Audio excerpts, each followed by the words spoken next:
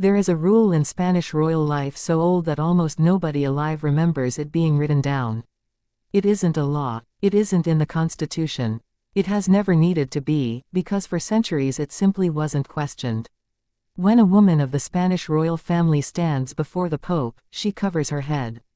She wears black. She wears lace. She follows a code of dress so specific, so historically loaded, that it has a name of its own, the Privilegio del Blanco, the privilege of white, reserved for only a handful of Catholic queens on earth, and beneath that privilege sits an even older, more universal expectation, the mantilla. On June 6, 2026, in the throne room of the Royal Palace of Madrid, in front of Pope Leo XIV, in front of her own parents, in front of the cameras of the entire Spanish press corps, Princess Leonor of Asturias did not wear one. It was barely reported. It generated no headline. Royal commentators noted it, almost in passing, as a stylistic detail in a roundup of her outfit, a black midi dress, a leather belt, minimal jewelry. A footnote. But it isn't a footnote. It's the quiet breaking of a protocol that has shaped how Spanish royal women have presented themselves to the Catholic Church for longer than the modern Spanish state has existed. And the fact that almost nobody noticed is, in its own way, the most revealing part of the story.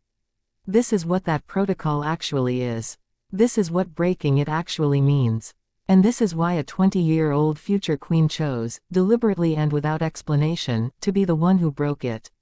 To understand the mantilla, you have to go back to a much older and stranger piece of Vatican etiquette, one that very few people outside royal watching circles have ever heard of, called the Privilegio del Blanco.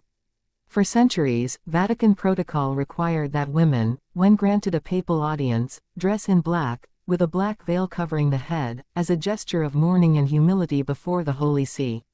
It was a rule that applied, in principle, to every woman who entered the Pope's presence, regardless of rank. Except for a small, specific list of exceptions. Catholic queens, and only Catholic queens, of a handful of reigning or formerly reigning dynasties, were granted the privilege of wearing white instead of black.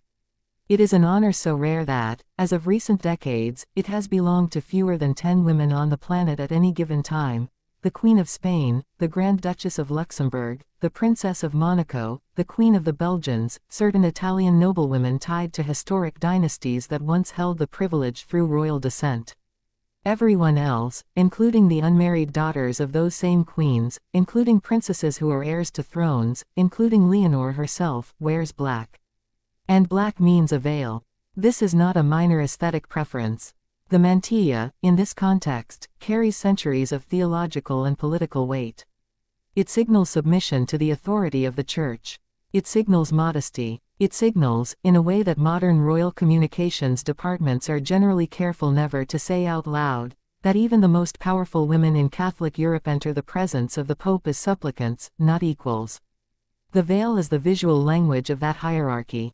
It has been worn by Spanish queens and infantas before popes for generations, photographed at countless audiences across the 20th century, an unbroken visual tradition stretching back further than anyone alive can personally remember its origin. Leonor herself followed it once, as a child. The widely circulated photograph from her audience with Pope Benedict XVI shows a young girl in a floral dress, dressed appropriately and traditionally for the occasion her parents had prepared her for. The protocol was observed because the choice, at that age, was never hers to make. June 6, 2026 was different.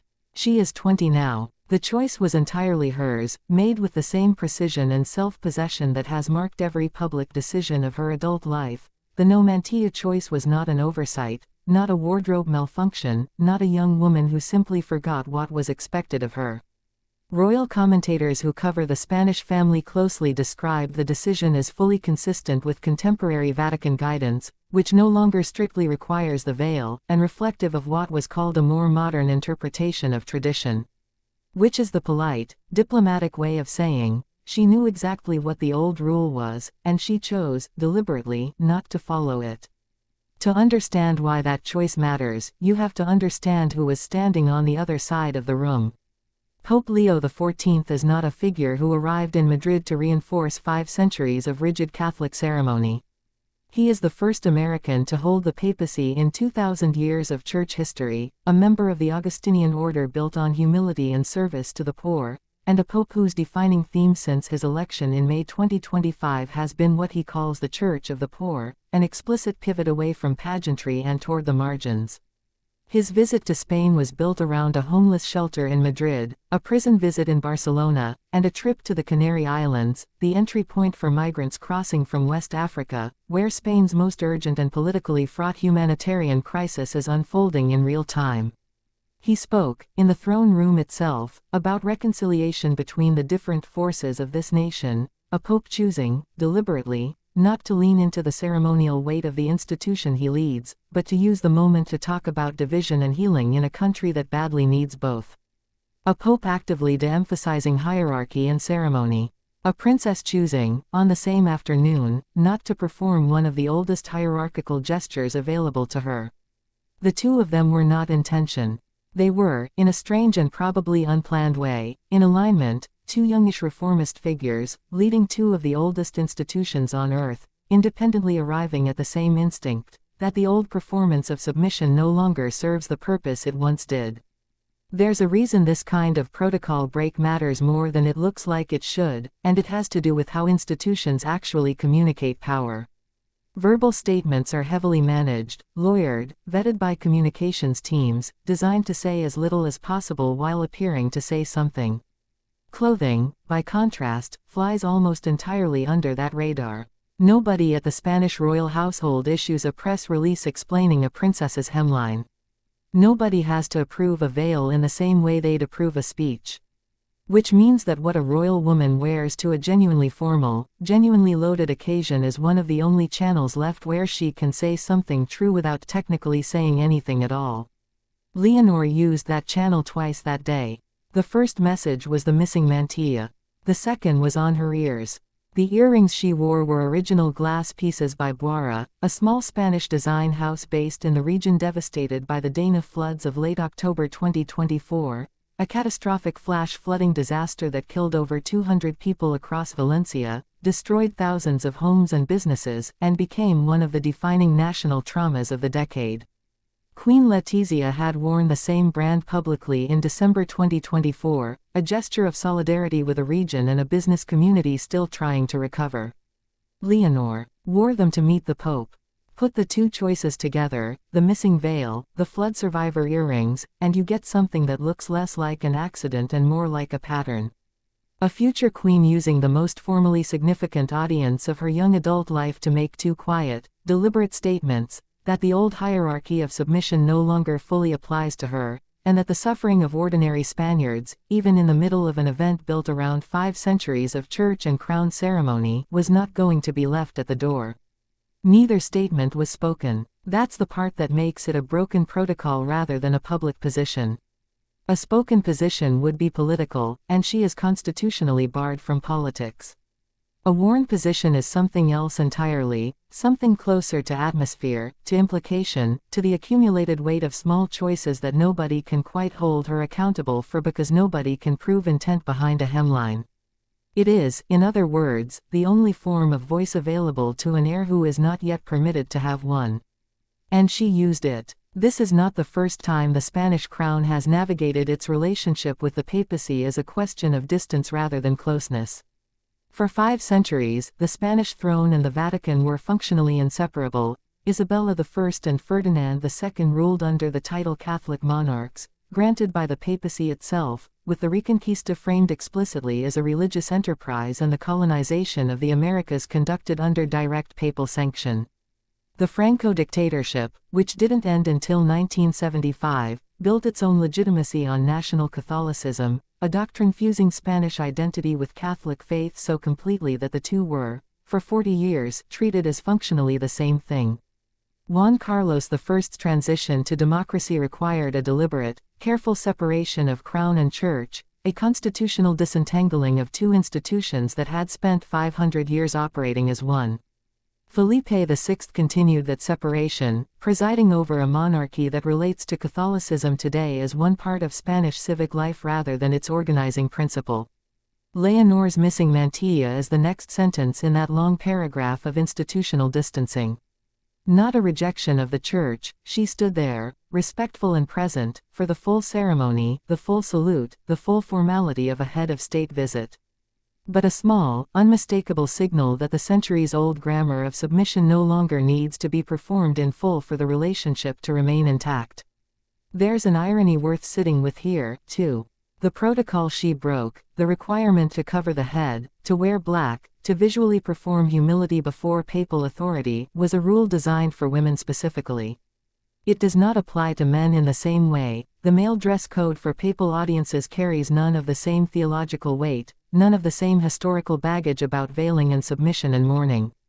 The mantilla was never really about respect for the church in some neutral, universal sense. It was about what the church, for centuries, expected a woman's body and head to communicate in a room full of powerful men.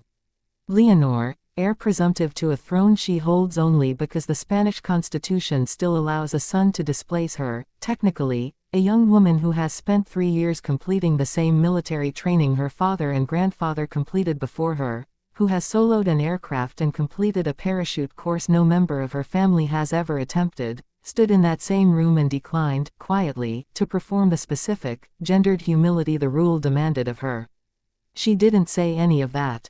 She didn't have to. The dress said it. There is no statement from the royal household confirming any of this is intentional.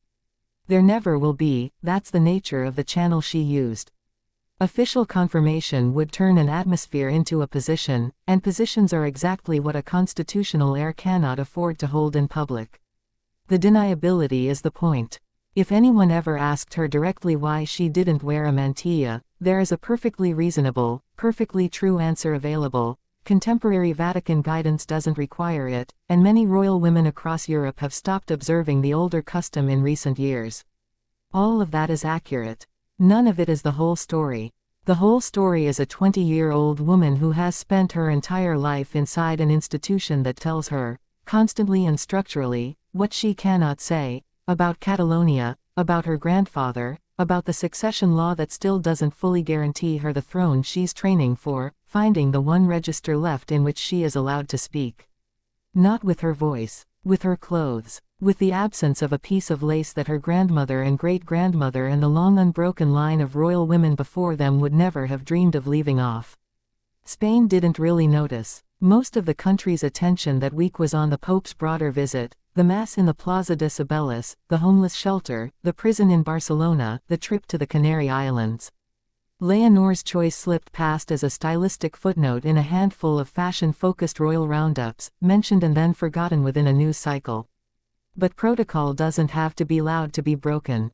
It just has to be observed by enough people, for long enough, that everyone stops noticing it's a choice at all, until the day someone declines to make it. On June 6, 2026, in front of the first American pope in history, in the throne room where Catholic monarchs were once crowned with a title the Vatican itself bestowed, the next Queen of Spain stood bareheaded. Nobody told her to do it. Nobody can prove she meant anything by it.